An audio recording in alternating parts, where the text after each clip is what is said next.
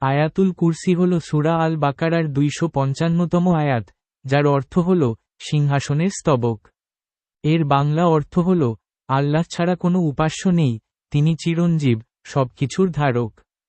তাকেও তন্দ্রা বা ঘুম স্পর্শ করতে পারে না। যা কিছু আছে সব তারই। আকাশ ও পৃথিবীতে যা কিছু আছে, সবই তার। তিনি ব্যতীত কোনো উপাস্য নেই। এখানে আয়াতুল কুরসির বাংলা অর্থসহ বিস্তারিত আলোচনা করা হল। অর্থ: আল্লাহ ছাড়া কোনো উপাস্য নেই, তিনি চিরঞ্জীব, সবকিছুর ধারক। বিস্তারিত: আল্লাহ, তিনি এক এবং অদ্বিতীয়, যিনি সকল সৃষ্টি ও উপাসনার যোগ্য। লা ইলাহা ইল্লাহু, আল্লাহ ছাড়া কোনো উপাস্য নেই।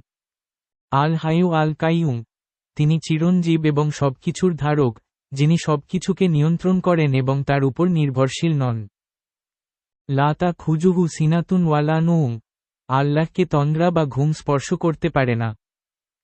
লাহু মা ফিস সামাওয়াত ওয়া মা ফিল আরদ, যা কিছু আছে সব তারই, আকাশ ও পৃথিবীতে যা কিছু আছে, সবই তার। মান জাল্লাই ইয়াসফাউ ইনদাহু ইল্লা বিইন, কে আছে, যিনি তার অনুমতি ছাড়া তার কাছে সুপারিশ করতে পারে?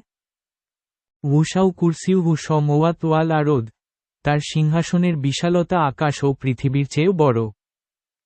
লা ইউয়াদাহু হফজুহুম, তাদেরকে রক্ষা করা তার জন্য কঠিন নয়। ওয়াহুয়াল আলিউল আজিম, তিনিই সর্বশ্রেষ্ঠ ও মহান।